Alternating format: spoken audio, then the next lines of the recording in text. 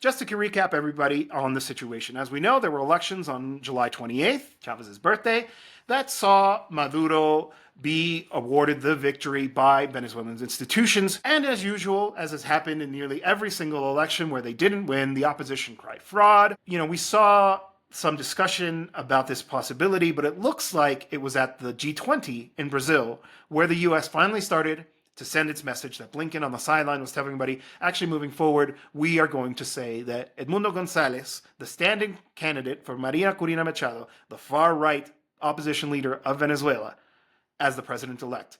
And I wanted to know, Ricardo, what do you make of this? I think the first thing to consider is that there are many actors here, many interests, and this is a complex situation. So when we did an episode a while ago, when González had just left the country, we actually were pretty confident that Guaidó 2.0 was not going to come to effect. And we predicted, even in the case of a Trump victory, that they would not go down the same route.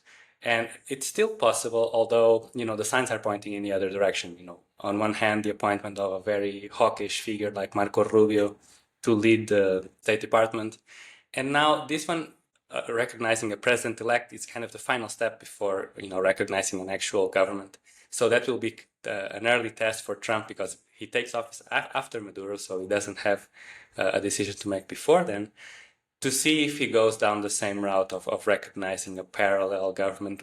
Trump is a bit unpredictable in some cases, and he has this reality TV background, so he might not really be inclined to follow a plan that failed last time around. Also, it depends on who's running policy. Of course, Rubio is a hawk and a hardliner, but there are other figures in the administration who might favor, what's the word that the media is always using, a transactional approach, and not really go through this recognizing a parallel structure altogether, because it also limits control. It forces them to actually work with these people, forces them to transfer resources, whereas they could retain more control and actually have more leverage over the Venezuelan opposition by not doing so. So that's the kind of decision that they have to make.